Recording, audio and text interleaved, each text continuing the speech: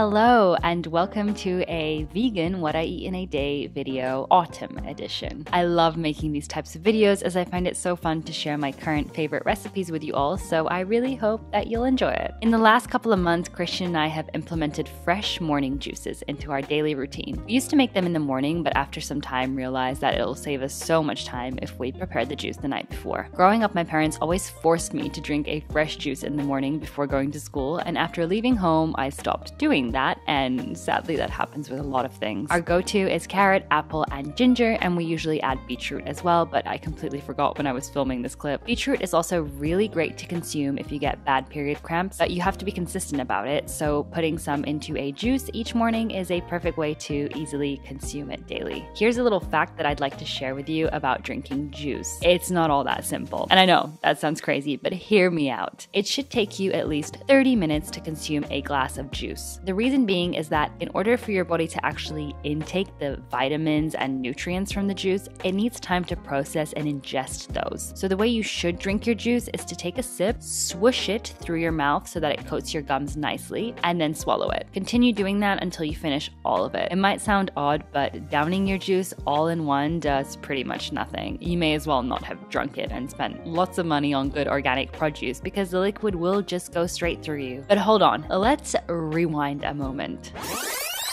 Before I consume anything at all, I take my daily vitamins. I recently purchased this vitamin box holder thing, and it has been life-changing in helping me remember to take my vitamins because honestly, I am the worst. In the morning, on an empty stomach, I take my first dose of vitamin C. But let me tell you a little bit more about which vitamins I take and why. As a vegan, I decided for myself that I feel like I do want to take vitamins as an extra security to make sure that I have all the nutrients that I need. This is absolutely not crucial. You can definitely get everything from food if that's the way you want to do it. 100% fine. But for me, I decided this is kind of what I want to do because I'll be honest, I don't always get everything from food. Some days I just cook less. I don't include everything that I should in my diet, and that's just the honest truth. I'm not perfect. Even if in videos or whatever on social media, it may seem like I always have this perfect home-cooked deliciousness with all the stuff that I need.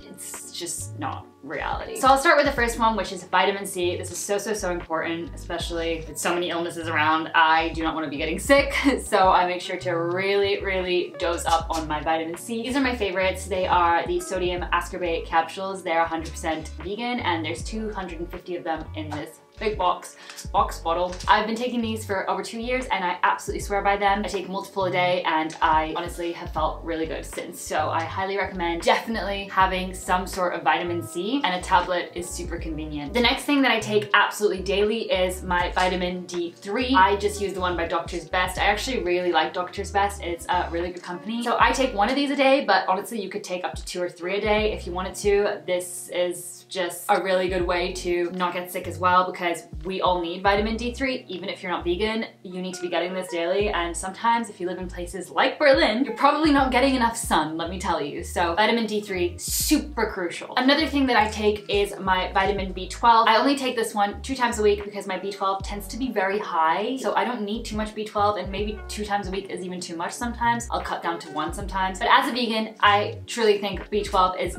at least one of the ones that you should be taking because it is pretty hard to obtain from plant-based food. It is possible, but it's a little more tough than everything else. So if you were to do at least one vitamin, I would recommend that it should be the B12. Another thing that I take is iron. I do not take this regularly. I actually take it only once a week, and that is because I take a lot of vitamin C. And if you take a lot of vitamin C and you take iron with vitamin C, you could actually really overdose on your iron take, and that would be really bad because actually an overdose of iron is very dangerous, and the symptoms are similar to being anemic, so you wouldn't actually know if you have too much iron or too little iron. In a lot of iron tablets, capsules, they will actually have a dose of vitamin C already inside, because this way it actually boosts your iron intake. So just be careful and make sure you read labels, make sure you know what you're buying. And of course, you can definitely get your iron through food, which is what I do 99% of the time. And the last thing that I take is biotin. This is really good for hair, nails, skin, skin, all of that good stuff. I only started this very recently because my nails, disaster. Disaster. Very soft, very brittle. Always, like my entire life. There's nothing to do with me going vegan, by the way, because haters probably gonna say that. It's just been like that my entire life, and I absolutely don't know why. So a friend of mine started taking biotin tablets, and she said they have changed her nails immensely. She has really strong nails now. They're really stable. They're not brittle anymore. They don't break off. It can grow much longer, much harder. So I decided to buy some.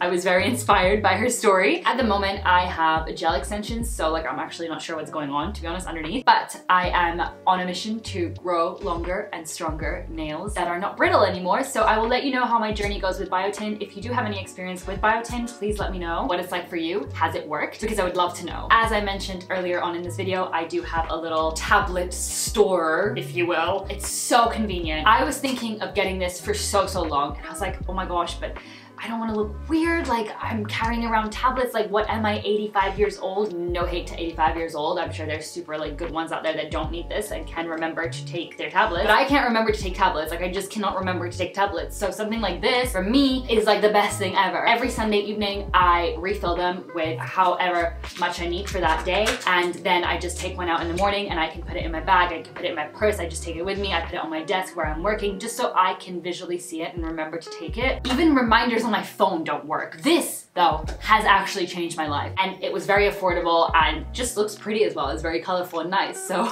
I will actually link it down below if you guys want to check it out. The days are written in German, but I'm sure you can find an English version if you wanted to, or you can just learn some German. Breakfast has got to be my favorite meal of the day. I don't know about you, but I'm a very hungry person in the morning. Sometimes when I'm just laying in bed in the morning, I'm already thinking about my breakfast. Currently, I'm really enjoying warm oatmeal. The way that I like to make it is by adding some fine oats along with oat milk to a saucepan and stirring it until it combines into a nice creamy texture. I also like to add half an apple in there, and I also usually add half a mashed banana for, you know, added sweetness, but I didn't have any today, so we skipped it. I added a little agave syrup instead, and it did the job just as well. Another thing that I like to add is this Lebkuchen powder, which means gingerbread, by the way. I found it in DM and was super curious, but also anything with the word Lebkuchen on it, I will buy. It has a natural source of caffeine in it, so I've been using it in my morning oatmeal. Cinnamon is a must, of course, and I also add a couple of drops of vanilla extract as I just love the way it smells. For toppings, it's always slightly different, but since it's October, I've been loving figs at the moment. Some will argue that they aren't vegan, but I'm still going to eat them, so don't bother telling me. I also add some blueberries, and then the best part is dark chocolate chunks, which melt into the oatmeal. Oof, heavenly. And it wouldn't be complete if I didn't add a tablespoon of good old peanut butter, my best friend in the whole world. Nothing can separate us. Then I love to sit and listen to a podcast, or in this case, watch a podcast and enjoy my breakfast. Best time of the day. My coffee time is usually after breakfast. I'm definitely not someone who can have coffee first thing in the morning, as it makes me super queasy and then my stomach feels bad for the rest of the day. I love using Oatly Barista, of course, for my coffee, and I know it's quite pricey, but honestly, the coffee hits different with it. There's nothing else quite like it, and I have tried many brands. I use this super inexpensive hand frother to make the milk extra creamy, and oh my, it is the perfect treat.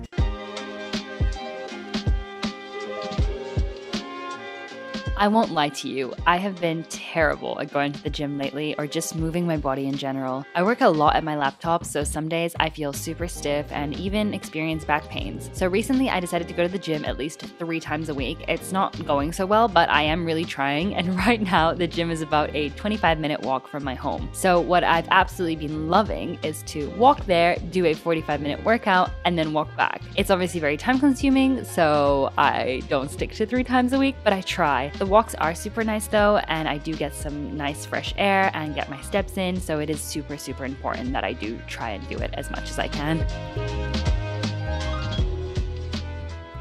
For lunch, I decided to make my all-time favorite and classic pumpkin soup. Growing up, my mom made this a lot, and after leaving home, I had to quickly learn how to make it myself. It's super simple, but it feels like you made the biggest effort ever. You start with a pumpkin, obviously. Well, actually, if you can find an already chopped up pumpkin, I highly recommend you do that because chopping down a pumpkin from scratch is quite a chore. But if you're starting from scratch, like I did, then you'll need to chop down your pumpkin into several pieces and take its guts out. Then I like to chop them into even smaller pieces, and I place them on a baking tray and bake them in the oven at 220 degrees for around 40 minutes. This will basically soften the pumpkin so that you can make it into a puree, and also you'll be able to take off the skin much easier. Meanwhile, peel 2 medium carrots and around 3 medium potatoes, as well as an onion. Chop all of them into small cubes and place them into a pan to boil. I also like to add vegetable stock for more flavor. After the pumpkin has baked long enough, you should let it cool down before you start peeling off the skin. Once the skin is peeled, place the pieces into a pan or a blender and add the rest of the boiled veggies along with some of the stock water. I used a hand blender to blend everything up as I don't have the best blender in the world, but you can also place everything directly into your blender if you prefer. After hand blending though, I poured the mixture into a blender where I blend it until it becomes super creamy and smooth. And I feel like this can only be achieved by a blender. The final step is to make some homemade croutons. This is very easy to do. I use a brötchen, which is basically this small bread, and I cut it up into long strips and then into squares. I then add some vegan butter to a small pan, and once it's melted, I add in the bread squares and fry them until crispy and crunchy. It's as simple as that.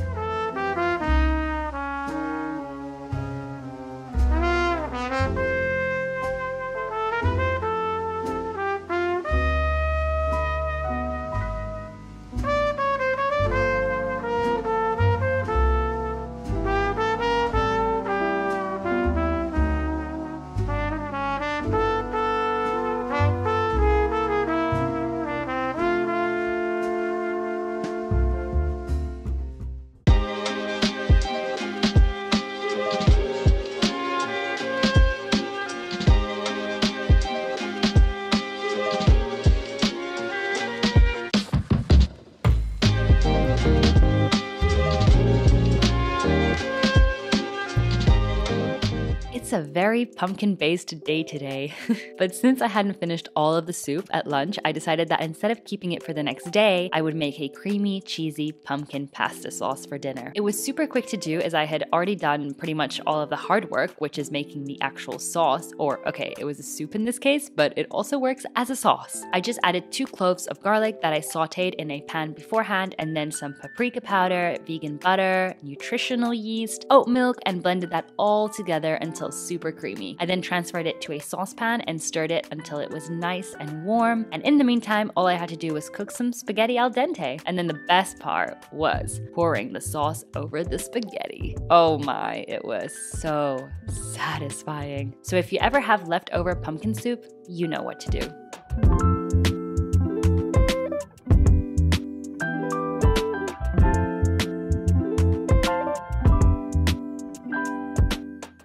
So it's actually currently Friday, so it's like 3 days later. Excuse the state of this house. It's absolutely terrible. It's not even a house, it's an apartment. Please don't mind the background. It's just, I can't stop looking in the viewfinder and seeing how bad it's looking. But honestly, I'm in a really big rush right now, but I wanted to film the outro to this video because I have been editing it and I want to make sure I upload it and have it on time for Monday, because you guys know today, Monday, well no, it's not Monday, but it will be when you're watching this, I am trying to do Monday uploads and I have now succeeded 2 weeks in a row and I'm very proud of myself. I'm going for drinks with colleagues or with my, I keep saying my company, it's not my company. I'm going for drinks with everyone. I have no idea what I'm wearing and why I'm wearing it, but that is what is going on, and I thought I would quickly do an outro and just say that I hope you guys enjoyed this video. Obviously, I don't eat like this every day. I definitely don't spend every single day cooking intensely and baking pumpkins, but when I want to feel a little bit more cozy and I want to nourish my body with good homemade food, this is the type of stuff that I would love to eat, and I would love to do more of these videos because I personally loved making it. It's definitely a time-consuming video to make because